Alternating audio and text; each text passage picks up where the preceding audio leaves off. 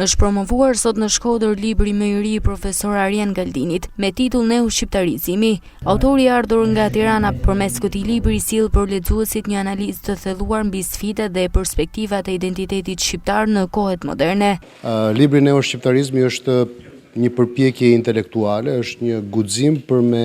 rinis atë që rilindasit tanë e lanë në mes, jo sepse ata donin ta linë në mes, por sepse evenimentet mëdha ndodhen, lufta e parë botërore, lufta e dytë botërore dhe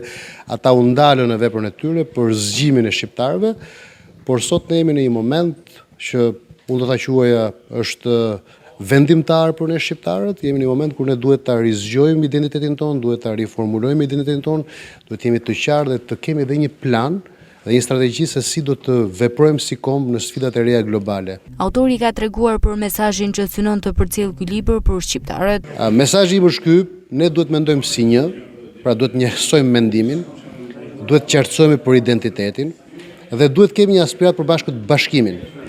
Bashkimin social, pra si kontur social, si realitet social, se jemi shumë të përçarë, kemi shumë dasi, por dhe bashkimin kombëtar. Nëse ne do të veprojmë si të bashkuar, edhe brenda territorit shqiptar, por edhe do aspirojmë bashkimin, edhe si kombë, unë besoj që të gjitha projektet pastaj që do të vinë më tej,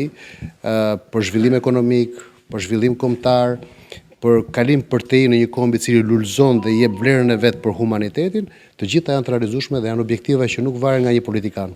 por varen nga shqiptari i zgjuar, nga shqiptari i lartësuar. Promovimi i këtij libri me titull Neushqiptarizimi ka ngjallur interes të gjerë në mesin e studiuesve, akademikëve dhe qytetarëve të cilët kanë ndjekur nga afër idetë e reja që sjell ky botim.